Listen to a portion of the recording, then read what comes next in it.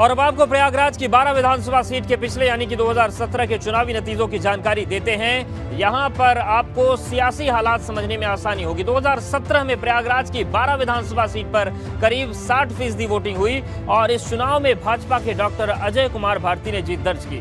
उन्होंने सपा के अजय भारती उर्फ मुन्ना भैया को चुनाव में हराया था। अब आपको पूर्वांचल के जिले प्रयागराज की 12 विधानसभा सीट के पिछले 3 नतीजों के बारे में भी जानकारी देते हैं, जिससे आपको यहां पर चुनावी हालात समझने में आसानी होगी। 2007 विधानसभा चुनाव में 12 विधानसभा सीट से भाजपा के उदय भान करवरिया ने चुनाव जीता। वहीं 2012 में परिसीमन के बाद अनुसूचित जाति के लिए रिजर्व हुई सीट पर सपा से डॉक्टर अजय कुमार भारती चुनाव जीते।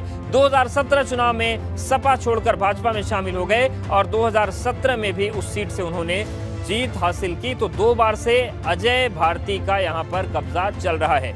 अब बारी है आपको पूर्वांचल के अहम जिले प्रयागराज की 12 विधानसभा सीट के उन बड़े सियासी चेहरों के बारे में जानकारी देने की, जो कि 2022 के लिए इस सीट से अपनी मजबूत दावेदारी पेश कर रहे हैं।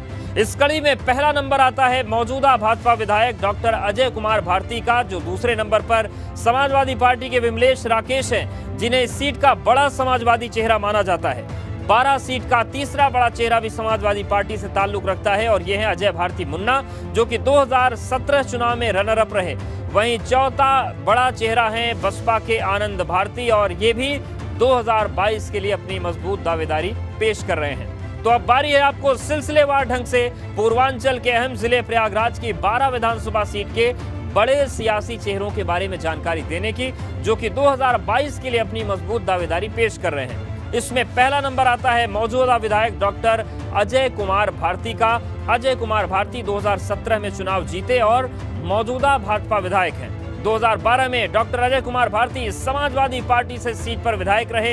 इलाके के दलित, ओबीसी और सवर्ण तबके के बीच डॉक्टर अजय कुमार भारती की मजबूत पकड़ है और इसी खासियत के साथ ये 2022 में फिर भाजपा के टिकट पर दावेदारी पेश कर रहे हैं। तो ये पहला बड़ा चेहरा। और अब दूसरे बड़े चेहरे से आपको परिचित करवाते हैं। प्रयागराज की 12 विधानसभा सीट के दूसरे बड़े चेहरे इलाके में समाजवादी पार्टी का बड़ा चेहरा है और ये हैं विमलेश राकेश। विमलेश राकेश के पिता राम निहोर राकेश पूर्व सांसद रहे हैं। सियासत विमलेश राकेश को विरासत में मिली है। इलाके में समाजवादी पार्टी का बड़ा चेहरा है। दलित और ओबीसी वोटर के बीच विमलेश राकेश की मजबूत पैठ मानी जाती है और इन्हीं खूबियों के साथ ये 2022 के लिए सपा से मजबूत दावेदारी पेश कर रहे हैं। और अब बारी है पूर्वांचल के अहम जिले प्रयागराज की 12 विधानसभा सीट के तीसरे बड़े चेहरे के बारे में जानकारी देने की, जो कि इलाके का एक और समाजवादी चेहरा है और ये है अजय भारती उर्फ मुन्ना भैया। अजय भारती उर्फ मुन्ना भैया 2017 विधानसभा चुनाव में सपा से रनर अप रहे। 2012 में ये अपना दल से इस सीट पर चुनाव लड़े और तीसरे नंबर पर रहे थे। ओबीसी और खास तौर से पटेल वर्ग में इनकी मजबूत पकड़ है। इन्हीं खासियतों के साथ ये भी 2022 के रण में सपा से अपनी मजबूत दावेदारी पेश कर रहे हैं। और अब बारी है पूर्वांचल के अहम जिले प्रयागराज की 12 विधानसभा सीट के चौथे बड़े चेहरे के बारे में जानकारी देने की, जो कि बसपा से अपनी दावेदारी पेश कर रहे हैं और ये हैं आनंद भारती। आनंद भारती इलाके में बसपा का बड़ा चेहरा है और दूसरे बड़े नेताओं के सस्पेंड होने की वजह से ये बड़े दावेदार माने जा रहे हैं। दलित वोटर्स के बीच आनंद भारती की बहुत मजबूत पकड़ है, जिनकी तादाद इस सीट पर सबसे ज्यादा है।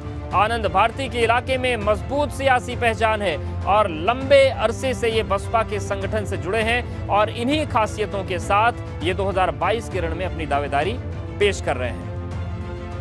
और चलिए अब सीधा रुख करते हैं पूर्वांचल के जानकार और वरिष्ठ पत्रकार अनुपम मिश्रा जी का। सर, प्रयागराज की 12 सीट के तमाम चेहरे 22 में जीत का दम भर रहे हैं, लेकिन किसकी स्थिति आपको मजबूत फिलहाल नजर आ रही है? हेलो। बिल्कुल सर, हम आपको सुन पा रहे हैं। आपको आवाज आ रही है क्या? अच्छा, हाँ, मुझे आवाज आ रही है। आप ये देखें कि 2007 से ये सीट सुरक्षित हुई है और उसके बाद जो हमारे वर्तमान विधायक हैं, इन्होंने पहले इसको सपा से जीता, फिर भाजपा से जीता और उसके पहले भाजपा से ही 2 बार उदय भान करवारिया भी यहाँ रह चुके हैं। इसके चलते यहाँ पे एक भाजपा का एक अच्छा खासा वोट बैंक है। लेकिन जहाँ पूरे स्टेट में ज्यादातर सीटों पे भाजपा और सपा की सीधी टक्कर नजर आ रही है, ये उन कुछ कम सीटों में से है जहाँ पे आप त्रिकोणी फाइट देख रहे हैं, क्योंकि यहाँ पे बसपा एक बार को छोड़ दिया जाए तो हमेशा नंबर 2 रही है। तो यहाँ पे बसपा का एक बहुत अच्छी पकड़ है, बसपा की बहुत अच्छा वोट बैंक है यहाँ पे। तो यहाँ पे आपको एक त्रिकोणीय फाइट देखने को मिलेगी। और इसमें सिर्फ देखने वाली बात यह है कि जो ओबीसी हैं और जो दलित वोटर्स हैं, उन पे बसपा की कितनी पकड़ रहती है, समाजवादी पार्टी की कितनी पकड़ रहती है। और जहां तक भाजपा का सवाल है, सवर्ण वोटर भी अच्छी खासी मात्रा में, जैसा मैंने आपसे पहले भी कहा कि जब तक ये जनरल सीट थी, यहाँ पे लगातार 2 बार उदयभान करवरिया जीते थे, इसमें भाजपा की सीट ही जीते थे। और पिछली बार तो लहर देखते हुए मैं मानता हूँ कि भारती ने अपनी सीट बदल ली होगी या अपनी पार्टी बदल ली, लेकिन इस बार भी मैं समझता हूं कि अभी तक जहां तक देखने में आ रहा है, उनको टक्कर देना थोड़ा मुश्किल बात, बिल्कुल मुश्किल लग रहा है। और क्यों लग रहा है ये समीकरण भी आपसे समझेंगे। अब आपको पूर्वांचल के इस 12 विधानसभा सीट के उन मुद्दों के बारे में जानकारी दे देते हैं जो कि 2022 के रण में अपना अहम किरदार निभाने वाले हैं। और 12 सीट का पहला बड़ा मुद्दा है इलाके का पिछड़ापन।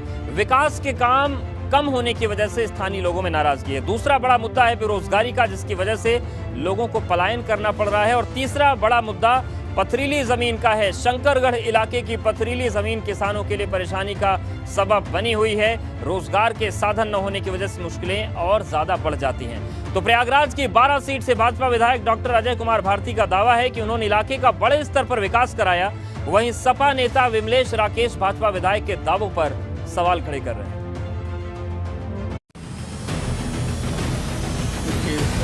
विगत 4 वर्षों में लगभग हमारे विधानसभा में 1000 करोड़ से अधिक की परियोजनाएं हमारे यहाँ या बन गई हैं या वो बनने की कगार पर, अंतिम समय पे। तो मैं समझता हूँ इतना ज़्यादा विकास जो है, मेरी जानकारी में आदरणीय स्वर्गीय हेमवती नंदन बहुगुणा जी के बाद मैं नहीं समझता कभी किसी जनप्रतिनिधि ने इतना विकास का काम किया होगा। आज भी वहाँ के लोग जो है बुनियादी समस्याओं में से ग्रसित है। कहने को प्रदेश सरकार ने घोषणा कर रखी है कि पूरा प्रदेश गड्ढा मुक्त है, मगर आप हाईवे को छोड़ के गांव की अगर अंदर सड़कों पे जाते हैं तो यही नहीं मालूम चलता है कि सड़कों पे गड्ढे हैं कि गड्ढों पे सड़क बनी।